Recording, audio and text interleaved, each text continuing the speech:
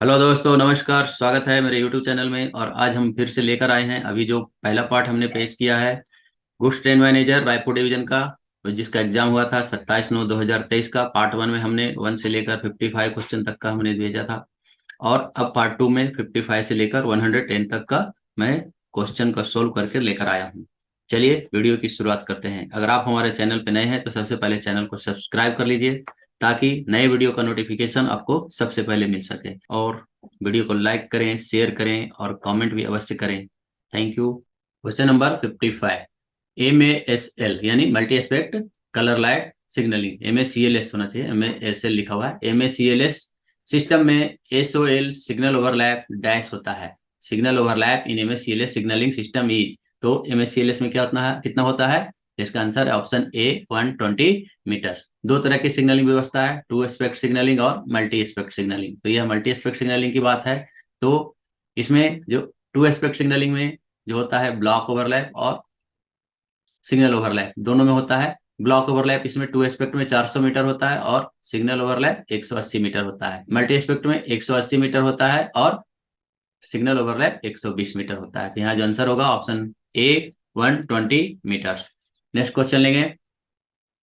Block forward dash line section में किया लिया जाता है। Block forward is taken in the dash line section. Single line, double line, single line and double line, triple line. तो block forward सिर्फ और सिर्फ डबल लाइन में होता है और block back single line double line दोनों में होता है। नेक्स्ट क्वेश्चन जो है वही है। नेक्स्ट क्वेश्चन 57, ब्लॉक बैक को डैश लाइन सेक्शन में लिया जाता है। तो ब्लॉक बैक सिंगल लाइन और डबल लाइन दोनों सेक्शन में लिया जाता है। इसका आंसर ऑप्शन सी है, single line and double line. Next question लेंगे। खराब स्थिति में आईबीएस सिग्नल पास करने के लिए डैश प्राधिकार जारी किया जाता है। तो यहाँ जो ऑप्शन है T393B, यही सिग्नल को पास करने का अथॉरिटी होता है। T375, T409, TA602। TA602 क्या है? असिस्टिंग इंजन के लिए होता है। ये असिस्टिंग इंजन जब भेजा जाता है उसके लिए है। T409 क्या है? कॉशन ऑर्डर है। T375 यहाँ नहीं होता है। T393B यही सिग्नल को ऑन में पास करने का अथॉरिटी होता है, पास एट ऑन करने का अथॉरिटी होता है। तो यहाँ जो अथॉरिटी है वह T393B। इसका आंसर होगा ऑप्शन ए, T393B। नेक्स्ट क्वेश्चन लेंगे 59, रिमाइंडर सतर्कता आदेश फॉर्म नंबर क्या होता है? हमने पिछले वीडियो में देखा था। अभी ऑप्शन पहले ले लेते हैं। T409 कॉशन ऑर्डर होता है। T806 संटिंग ऑर्डर होता है, संटिंग ऑर्डर होता है। TA409, TA409 क्या होता है? नील कॉशन ऑर्डर होता है। और TB409 क्या होता है? यही रिमाइंडर कॉशन ऑर्डर होता है। तो इसका आंसर ऑप्शन डी होगा, TB409। नेक्स्ट क्वेश्चन लेंगे 60, स्लिप साइडिंग की क्षमता डैश होती है। एक पूर्ण ट्रेन की लंबाई के बराबर, 500 मीटर, 700 मीटर, 3-4 बोगियों की लंबाई के बराबर। तो स्लिप साइडिंग की जो क्षमता होती है वह 3-4 बोगियों के बराबर होता है, equivalent to length of 3-4 bogies. और जो कैच साइडिंग रहता है वह पूरी गाड़ी के बराबर लेंथ होता है, पूरी गाड़ी के बराबर। ये कैच साइडिंग होता है और ये स्लिप साइडिंग जो है 3-4 बोगी की लंबाई के बराबर। Answer option D. Next question लेंगे। SWR में परिशिष्ट की संख्या डैश होती है। तो SWR में परिशिष्ट की संख्या डैश होता है। तो SWR में जो चैप्टर और परिशिष्ट दो तरह के होते हैं, चैप्टर एंड अपेंडिक्स। तो 12 चैप्टर हैं और 8 अपेंडिक्स हैं। पहले 7 था लेकिन अभी जो है 8 है। आंसर इसका ऑप्शन सी होगा, 8। क्योंकि ACD जब जोड़ा गया तो एक अपेंडिक्स और जुट गया है। नेक्स्ट क्वेश्चन लेंगे 62, तरल विस्फोटों के साथ वैगनों की संटिंग की अधिकतम गति डैश किलोमीटर प्रति घंटा है। Maximum speed of shunting of wagon with liquefied explosive is dash. तो यह पहले 8 kmph था, अभी 10 kmph हो गया। इसका आंसर ऑप्शन डी है, 10 kmph। सेंट्रल रेलवे के हिसाब से मैं बता रहा हूँ, यह 10 kmph हो गया है। नेक्स्ट क्वेश्चन लेंगे। एनीमोमीटर की मदद से डैश मापा जाता है। एनीमोमीटर की मदद से हवा का वेग, विंड वेलोसिटी मापा जाता है। यह चैप्टर 2 में GNSR में लिखा गया है, बताया गया है। नेक्स्ट क्वेश्चन लेंगे। ऑटोमेटिक सेक्शन में TSL के दौरान पहली ट्रेन की स्पीड डैश किलोमीटर होता है। Speed of the first train during TSL in automatic section is dash kmph। तो फर्स्ट ट्रेन जो होता है वह 25 kmph से जाता है। Answer option A, 25 kmph। Next question लेंगे 65, जब इंजन की सीटी खराब हो जाती है तो कोचिंग ट्रेन की अधिकतम गति डैश किलोमीटर प्रति घंटा होता है। तो जब इंजन की सीटी खराब हो जाता है तो उसकी अधिकतम गति 25 kmph होता है। और जब उसका हेडलाइट खराब हो जाता है, हेडलाइट खराब होता है तो उस समय पर जो स्पीड है वह 40 kmph होता है। दोनों याद रखना है, दोनों ही पूछा जाता है। यहाँ स्पीड पूछा गया है जब सीटी खराब हो जाता है, तो इसका answer option A 25 kmph। Next question लेंगे। सेंटिंग के दौरान आउटर होम और डैश सिग्नल को ऑफ नहीं किया जाता है। तो आउटर होम और एलएसएस, आउटर होम और एलएचएस होता है। तो एलएसएस जो है उसको ऑफ नहीं किया जाता, आउटर को भी नहीं ऑफ किया जाता है, होम को नहीं ऑफ किया जाता है, और लास्ट ऑफ सिग्नल को ऑफ नहीं किया जाता है, अंतिम रोक सिग्नल को ऑफ नहीं किया जाता है। आंसर ऑप्शन बी है, एलएसएस। नेक्स्ट क्वेश्चन लेंगे। स्टेशन सेक्शन केवल डैश वर्ग के स्टेशन में ही पाया जाता है। तो स्टेशन सेक्शन कहाँ पाया जाता है? सिर्फ बी क्लास के स्टेशन में ही पाया जाता है। ए क्लास में क्या होता है? न्यूट्रल जोन होता है, न्यूट्रल जोन होता है, न्यूट्रल। बी क्लास में क्या होता है? बी क्लास में जो है स्टेशन सेक्शन होता है, और सी क्लास में ओवरलैपिंग ब्लॉक सेक्शन, ओवरलैपिंग, सी क्लास में ओवरलैपिंग ब्लॉक सेक्शन। ये सब जो है याद रखना बहुत जरूरी है, ये सब चीजें हमेशा पूछा जाता है, इसलिए याद जरूर रखिए। स्टेशन सेक्शन केवल बी क्लास स्टेशन में ही पाया जाता है, इसका आंसर ऑप्शन बी होगा। नेक्स्ट क्वेश्चन लेंगे। 68। ACC railway, south east central railway की हमसफर एक्सप्रेस ट्रेन डैश और डैश के बीच चलती है। यह जो है दुर्ग और निजामुद्दीन के बीच चलता है। यह आंसर इसका ऑप्शन ए है, Durg Nizamuddin Humsafar express train. Next question लेंगे। 69। गेट योग्यता प्रमाण पत्र जो परिवहन निरीक्षक द्वारा जारी की गई है डैश वर्षों की अवधि के लिए मान्य होता है। तो यह 3 साल के लिए मान्य होता है, इसका आंसर ऑप्शन ए है, 3 years। जो भी सर्टिफिकेट जारी किया जाता है तो गेट वाले के लिए, तो गेट का जो गेट सक्षमता प्रमाण पत्र रहता है वह 3 साल के लिए वैलिड रहता है। नेक्स्ट क्वेश्चन लेंगे। 70। एक यात्री ट्रेन में क्रेन की अधिकतम डैश संख्या संलग्न की जा सकती है। मतलब यात्री ट्रेन में, पैसेंजर ट्रेन में कितने क्रेन जो है जोड़ा जा सकता है? तो सिर्फ और सिर्फ एक क्रेन को इसमें जोड़ा जा सकता है। आंसर ऑप्शन सी है, ओनली 1। नेक्स्ट क्वेश्चन लेंगे। 71। टी बार जी टर्मिनल बोर्ड सतर्कता आदेश दूरी से डैश की दूरी पर लगाया जाता है। तो टी बार जी और टी बार बी, पी, दो बोर्ड होता है, टी बार जी और टी बार पी।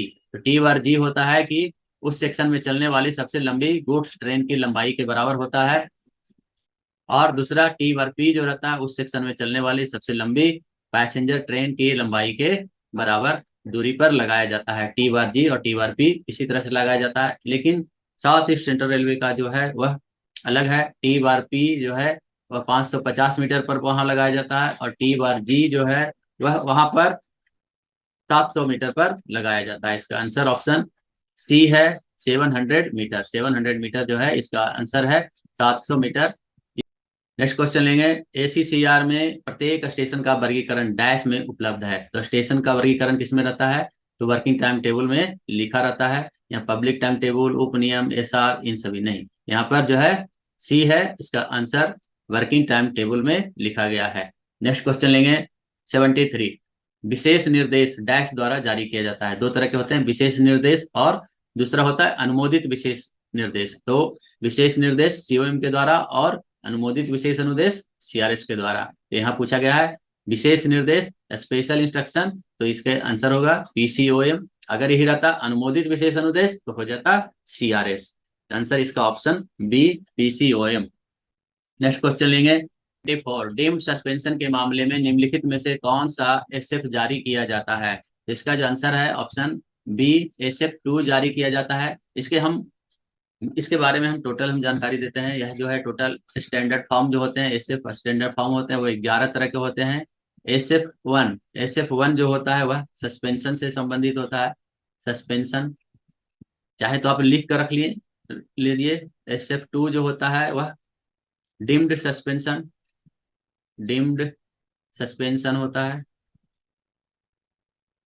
एसएफ 3 जो होता है वह know employment certificate, know employment certificate होता है, नो एम्प्लॉयमेंट सर्टिफिकेट।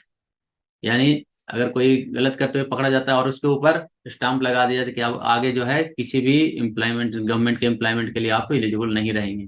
एसएफ 4 जो रहता है, एसएफ 4 फुटवर्क करने के लिए ड्यूटी, जब सस्पेंशन किया जाता है तो उसके बाद फुटवर्क किया जाता है ड्यूटी के लिए, तो फुटवर्क ड्यूटी इसे कहते हैं प्रोवोकल ऑफ सस्पेंशन, प्रोवोकल ऑफ सस्पेंशन। ऐसे 5 रहता है और मेजर पेनाल्टी के लिए रहता है 5 मेजर पेनाल्टी। मेजर पेनाल्टी जब दिया जाता है तो SF5 इशू किया जाता है। SF6 जो होता है refuses permission, refuses permission, permission को रिफ्यूज करने पे दिया जाता है refuses permission.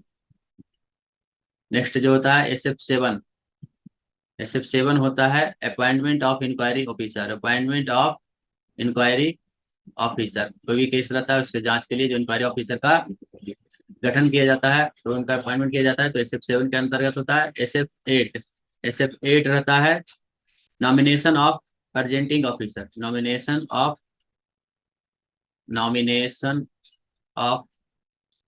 Presenting officer, presenting officer. SF9 होता है action removed, SF9 action removed, action removed, जो भी एक्शन लिया गया था उसे हटा दिया गया। SF10 होता है कॉमन प्रोसीडिंग, कॉमन प्रोसीडिंग। चाहे तो आप इसे लिख कर रख लें ताकि आपको याद करने को और सभी क्वेश्चन को आंसर करने को इजी होगा। और SF11 जो होता है माइनर पेनाल्टी के लिए होता है, माइनर पेनाल्टी। तो ये SF11 तक का, 1 to 11 तक का डिटेल्स है, इसके हिसाब से आप याद रख सकते हैं और परीक्षा में आप पूरी तरह से हर जो भी पूछेगा उसका आप आंसर कर सकते हैं। नेक्स्ट क्वेश्चन लेंगे 75। कॉलिंग ऑन सिग्नल ऑन स्थिति में डैश प्रकाश दिखाता है। कॉलिंग ऑन सिग्नल ऑन स्थिति में कोई भी लाइट नहीं रहता, उसके अंदर कोई भी लाइट नहीं रहता है जब वह ऑन रहता है। जब ऑफ होता है तो क्या होता है, एक छोटी पीली रोशनी दिखाता है, छोटी पीली रोशनी। किसमें, जब ऑफ में रहता है, ऑफ होता है तब यह छोटी पीली रोशनी दिखाता है। आंसर यहाँ पर ऑन का पूछा है तो कोई प्रकाश नहीं, no light, answer option C, no light. Next question लेंगे 76। दुर्घटना नियमावली में डैश अध्याय हैं, there are dash chapters of in the accident manual. Accident manual में कितने चैप्टर हैं, तो सेंट्रल रेलवे में यह 8 चैप्टर है। यह साउथ ईस्ट सेंट्रल रेलवे का है, रायपुर डिवीजन का क्वेश्चन है, तो यहाँ जो है इसमें 14 चैप्टर है, यहाँ जो है 14 चैप्टर है। इसका आंसर ऑप्शन सी है, ACCR का वह 14 चैप्टर है और सेंट्रल रेलवे का कितना है, 8 चैप्टर। नेक्स्ट क्वेश्चन लेंगे 77। एक 90 सेकेंड तक लंबे हुटर की ध्वनि डैश का डैश मतलब है, लंबे हुटर का जो है वह कैंसिल होता है, ARTMRE उसको कैंसिल किया गया, वह इसका हुटर का आंसर होता है, उसका मतलब होता है cancellation of ART and ARME। इसका आंसर ऑप्शन ए है। नेक्स्ट क्वेश्चन लेंगे, संटिंग के दौरान 5 वैक्स वैगनों का प्रभाव गति। तो 5 वैक्स वैगनों का इम्पैक्ट जो स्पीड रहता है वह 2 से 3 kmph होता है। यहाँ जो आंसर ऑप्शन बी 3 kmph, यहाँ 2 नहीं लिखा है, सेंट्रल रेलवे में 2 ही आता है। 2, 5 बॉक्स वैगन रहेगा तो 2 kmph और 1 बॉक्स वैगन रहेगा तो 5 kmph इसका इम्पैक्ट स्पीड होना चाहिए। आंसर यहाँ option B 3 kmph। Next question लेंगे 79। सेक्शन को क्लियर करने के लिए फ्लैट टायर वाली ट्रेन की अधिकतम गति डैश किलोमीटर होती है। To clear the section maximum speed of the train with flat tyre is dash. जब सेक्शन में पता चल जाता है कि फ्लैट टायर है इसके अंदर, तो जब वह सेक्शन क्लियर करना है तो वह 20 kmph के स्पीड से वह सेक्शन को क्लियर कर सकता है। इसका answer option B, flat tyre के साथ सेक्शन क्लियर करने के लिए 20 kmph की स्पीड होनी चाहिए। नेक्स्ट क्वेश्चन लेंगे 80। वार्नर सिग्नल एक डैश प्रकार का सिग्नल है, डैश सिग्नल है, स्टॉप सिग्नल, अनुमति सिग्नल, सहायक सिग्नल, अन्य सिग्नल। तो यह क्या है, वार्नर चेतावनी सिग्नल, परमिसिव सिग्नल है। जिस प्रकार से यह 2 एस्पेक्ट में होता है, जिस प्रकार से मल्टी एस्पेक्ट में डिस्टेंट होता है, उसी तरह से 2 एस्पेक्ट में वार्नर होता है जो एक परमिसिव सिग्नल है। इसका answer option B, permissive signal. Next question लेंगे, अमान्य ब्रेक पावर सर्टिफिकेट के साथ लोड क्लियर करते समय यानी BPC जो है वह इनवैलिड है यदि ट्रेन परीक्षक उपलब्ध नहीं है उस स्टेशन पर। अगर ट्रेन एग्जामिनर उपलब्ध नहीं है, TXR उपलब्ध नहीं है, तो लोको पायलट और गार्ड GDR प्रदर्शन करेंगे, GDR करेंगे, गाड़ी की जांच करेंगे और ट्रेन को अगले TXR पॉइंट तक लेकर जाएंगे। इसका आंसर ऑप्शन डी, अगले TXR, नेक्स्ट TXR पॉइंट तक लेकर जाएंगे, answer option D. Next question लेंगे 82। यदि ART और ARME की आवश्यकता है तो डैश संख्या की हुटर बजाया जाएगा। इसमें क्या होता है, दो हुटर रहता है, जब दो हुटर बजता है तो एआरटी की आवश्यकता होती है, और कहाँ होती है, उसी स्टेशन पर होती है, उसी स्टेशन पर होती है। और तीन हुटर का जब बजता है तो एआरटी की आवश्यकता जो है बाहरी स्टेशन पर होता है, सिर्फ एआरटी की बाहरी स्टेशन पर। जब चार हुटर बजता है तो एआरटी एमआरटी की, एआरटी प्लस एमआरटी की आवश्यकता उसी स्टेशन पर होती है, उसी स्टेशन पर। और जब पांच हुटर बजता है तो एआरटी और एमआरटी की आवश्यकता, एआरटी प्लस एमआरटी की आवश्यकता बाहरी स्टेशन पर होता है। तो यहाँ जो आंसर है ऑप्शन बाहरी पूछा गया है, तो इसका आंसर ऑप्शन डी है, फाइव आंसर होगा। नेक्स्ट क्वेश्चन लेंगे 83। दुर्घटना ड्रिल सीनियर डीएसओ द्वारा आयोजित की जाती है जिसके लिए डैश द्वारा आदेश जारी किए जाते हैं। तो यह डीआरएम के द्वारा आदेश जारी किया जाता है कि दुर्घटना ड्रिल जो है किया जाना है, एक्सीडेंट ड्रिल किया जाना है। तो इसको जो आदेशित करते हैं वे डीआरएम होते हैं। नेक्स्ट क्वेश्चन लेंगे, गंभीर दुर्घटना के दौरान नियंत्रण कार्यालय के डैश प्रभारी होंगे। तो जब कोई सीरियस एक्सीडेंट हो जाता है तो उस समय कंट्रोल ऑफिस के जो इंचार्ज रहते हैं वे सीनियर डीओएम होते हैं। Answer option D, senior DOM. Next question लेंगे 85। रात में पॉइंट लूप लाइन के लिए सेट किए जाते हैं तो पॉइंट इंडिकेटर डैश प्रकाश दिखाता है। तो यहाँ पर लूप लाइन के लिए सेट किया गया है, लूप लाइन के लिए सेट है तो वह हरा सिग्नल दिखाएगा, ग्रीन सिग्नल दिखाएगा। इसके लिए जो हमने ट्रिक दिया था कि सीधा है तो सादा है, सीधा है तो सादा है, सीधा यानी सीधा यानी मेन लाइन के लिए है तो वह सादा यानी सफेद। और सफेद दिन में सफेद डिस्क रहेगा और रात में सफेद बत्ती रहेगा। और जब लूप लाइन के लिए है, लूप लाइन के लिए है तो क्या होता है, दिन में कुछ नहीं यानी नो डिस्क, और रात में हरी बत्ती, रात में हरी बत्ती। तो इस तरह से आप याद रख सकते हैं। तो यहाँ लूप लाइन के लिए है तो यहाँ पर ग्रीन होगा, हरी बत्ती होगा। नेक्स्ट क्वेश्चन लेंगे 86। डैश करोड़ रुपए से अधिक की रेल संपत्ति का नुकसान गंभीर दुर्घटना माना जाता है। इसके लिए जो है नॉमिनेट किया हुआ है वह 2 करोड़ रुपए है। 2 करोड़ रुपए से अधिक का नुकसान होता है तो उसे सीरियस एक्सीडेंट माना जाता है, एक्सीडेंट मैनुअल में यह बताया गया। नेक्स्ट क्वेश्चन लेंगे 87। ऑटोमेटिक स्टॉप सिग्नल की समान स्थिति डैश होती है। ऑटोमेटिक जो सिग्नल रहता है उसका हमेशा जो नॉर्मल स्पेक्ट है वह ग्रीन रहता है। ऑटोमेटिक सिग्नल जो रहता है वह हमेशा ग्रीन लाइट उसमें रहता है। इसका अर्थ है कि आगे बढ़ो, प्रोसीड, ग्रीन एस्पेक्ट रहता है यानी प्रोसीड रहता है। इसलिए आंसर यहाँ ऑप्शन ए होगा, प्रोसीड। नेक्स्ट क्वेश्चन लेंगे, सेंट सिग्नल डैश में लगाया जाता है। सेंट सिग्नल डैश में लगाया जाता है। सेंट सिग्नल एडवांस स्टार्टर, स्वतंत्र संकेत, permissive signal, first stop signal, इनमें से कोई नहीं। तो सेंट सिग्नल के बारे में बताया गया है कि first signal, first stop signal को छोड़कर किसी भी सिग्नल के नीचे लगाया जा सकता है। और कॉलिंग ऑन के बारे में बताया गया है कि लास्ट स्टॉप सिग्नल को छोड़ के किसी भी सिग्नल के नीचे लगाया जा सकता है। तो यहाँ सेंट सिग्नल के बारे में पूछा गया है तो सेंट सेंट सिग्नल फर्स्ट स्टॉप सिग्नल के नीचे नहीं लगाया जाएगा, बाकी किसी भी सिग्नल के नीचे लगाया जाएगा। लेकिन ये परमिसिव में नहीं लगाया जाता, स्टॉप सिग्नल तो वहाँ फर्स्ट स्टॉप में नहीं लगाया जाएगा। आंसर यहाँ ऑप्शन होगा एडवांस स्टार्टर सिग्नल, उसमें लगाया जाएगा। नेक्स्ट क्वेश्चन लेंगे 89। डेटोनेटर के जीवन डैश तक बढ़ाया जा सकता है। डेटोनेटर का जो लाइफ रहता है वह 5 ईयर्स होता है, और 5 ईयर्स कंप्लीट होने के बाद उसे टेस्ट किया जाता है और 1 साल बढ़ाया जाता है, फिर 1 साल बढ़ाया जाता है, फिर 1 साल बढ़ाया जाता है, यानी यह 3 बार बढ़ाया जा सकता है। 3 बार बढ़ाया जा सकता है। यह answer option 3 years, C option होगा 3 ईयर्स। नेक्स्ट क्वेश्चन लेंगे 90। यदि स्विच खुला है तो ट्रैप इंडिकेटर, खुला है तो क्या है, वह खतरा है। खतरा का अर्थ क्या है, रेड, खतरा का अर्थ लाल। आंसर ऑप्शन डी, खुला है तो खतरा है, खुला है तो खतरा, दिन हो या रात हो, खुला है जब भी खुला है तो खतरा है। खतरा का अर्थ क्या है कि लाल है, या तो लाल डिस्क रहेगा या तो लाल बत्ती रहेगा। नेक्स्ट क्वेश्चन लेंगे 91। ब्लॉक ओवरलैप डैश से शुरू होता है। Block overlap starter signal, first stop signal, पहला फेसिंग पॉइंट, एडवांस स्टार्टर, तो फर्स्ट स्टॉप सिग्नल से शुरू होता है। नेक्स्ट क्वेश्चन लेंगे, block overlap first stop signal से शुरू होता है। फर्स्ट स्टॉप सिग्नल के आगे अगर 2 एस्पेक्ट है तो 400 मीटर, और अगर मल्टी एस्पेक्ट है तो 180 मीटर होता है। यहाँ जो है फर्स्ट स्टॉप सिग्नल से, आंसर इसका option B, first stop signal. Next question लेंगे 92। यदि मेन लाइन के लिए पॉइंट निर्धारित किए जाते हैं तो पॉइंट इंडिकेटर रात में डैश प्रकाश देता है। जैसे कि हमने उसमें पहले जो था लूप लाइन के लिए पूछा था पॉइंट इंडिकेटर का, उसमें हमने बताया था कि सीधा है तो सादा है, सीधा है तो सादा है। तो यहाँ आगे आंसर क्वेश्चन इस पे कि सीधा है तो सादा, सादा का मतलब सफेद, सफेद आंसर ऑप्शन ए। सीधा है तो सादा, यानी मेन लाइन है तो, लाइन सीधा है तो सादा रहेगा, व्हाइट लाइट रहेगा। नेक्स्ट क्वेश्चन लेंगे 93। नॉन सिग्नल लाइन से ट्रेन शुरू करने के लिए डैश प्राधिकार पत्र दिया जाता है।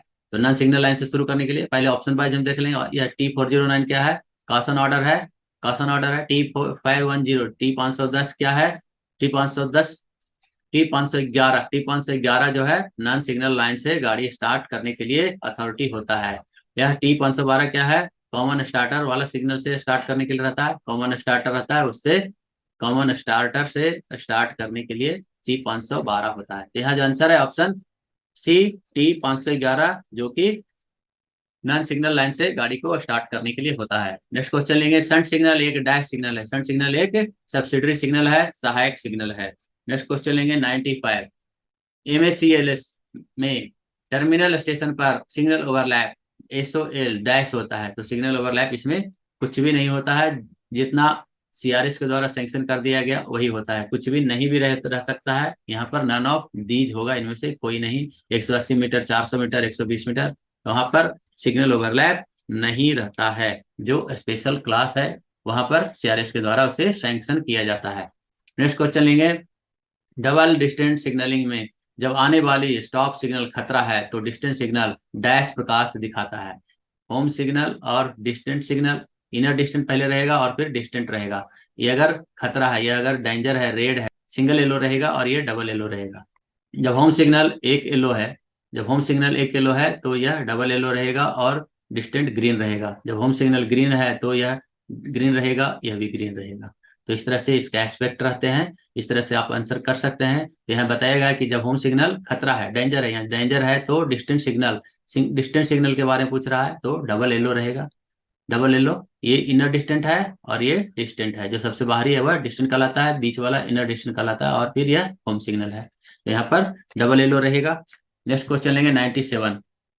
अनुमोदित विशेष निर्देशों के तहत, अनुमोदित विशेष निर्देशों के तहत स्टेशन के रियर में डिस्टेंस सिग्नल को डैश के साथ रखा जा सकता है, यानी किसके साथ जोड़ा? Under approved special instruction distance signal can be placed along with the dash signal of the station area. पिछले स्टेशन के लास्ट ऑफ सिग्नल से उसे जोड़ा जा सकता है। यह आंसर ऑप्शन बी यहाँ होगा, पिछले स्टेशन के लास्ट ऑफ सिग्नल से उसे जोड़ा जा सकता है डिस्टेंस सिग्नल को। नेक्स्ट क्वेश्चन लेंगे 98। फेसिंग पॉइंट पर शंटिंग की अधिकतम गति, तो यहाँ पर फेसिंग पॉइंट जो है अलग से जोड़ा गया है। गति जो है हमेशा 15 kmph होगा, उससे ज्यादा नहीं होगा। Answer option B 15 kmph। Next question लेंगे 99। दिन में एक स्वचालित सिग्नल ऑन स्थिति में लोको पायलट डैश मिनट इंतजार करने के बाद पार्स कर सकता है। तो ऑटोमेटिक सिग्नल को दिन में 1 मिनट, दिन में 1 मिनट और रात में 2 मिनट इसका आंसर है। तो यहाँ दिन में पूछा गया है तो दिन के लिए 1 मिनट आंसर होगा, ऑप्शन ए 1 मिनट 1 मिनट। नेक्स्ट क्वेश्चन लेंगे 100। क्रेन स्पेशल ट्रेन एक डैश ट्रेन है, मिक्स्ड ट्रेन है, डिपार्टमेंटल ट्रेन है, गुड्स ट्रेन है, मटेरियल ट्रेन है। यह एक डिपार्टमेंटल ट्रेन है, जो भी रिलेटेड इससे संबंधित है, मटेरियल है चाहे जो भी है, वह सभी जो है डिपार्टमेंटल ट्रेन के अंतर्गत आता है। तो यहाँ पर क्रेन स्पेशल ट्रेन एक विभागीय ट्रेन है, डिपार्टमेंटल ट्रेन है। अब हम लेंगे जो राजभाषा से संबंधित है। Question number 101। राजभाषा अधिनियम किस वर्ष बना? तो राजभाषा अधिनियम 1963 में बना, 10 मई 1963 इसका आंसर है, ऑप्शन डी। नेक्स्ट क्वेश्चन लेंगे 102। संसदीय राजभाषा समिति के अध्यक्ष कौन होते हैं? तो गृह मंत्री रहते हैं, वे संसदीय राजभाषा समिति के अध्यक्ष होते हैं। Answer option B union home minister, केंद्रीय गृह मंत्री। नेक्स्ट क्वेश्चन लेंगे 103। राजभाषा के संबंध में संसदीय समिति की राय पर राष्ट्रपति ने प्रथम आदेश किस वर्ष जारी किए? तो इसके लिए जो आंसर है ऑप्शन बी 1960 इसका आंसर है। नेक्स्ट क्वेश्चन लेंगे 104। राजभाषा हिंदी के प्रयोग की दृष्टि से भारत संघ को कितने वर्गों में रखा गया है? तो 3 भागों में बांटा गया है, 3 है इसका answer, option D 3। A B C कह सकते हैं या फिर क ख ग के रूप में बांटा गया है सभी राज्यों को अलग अलग।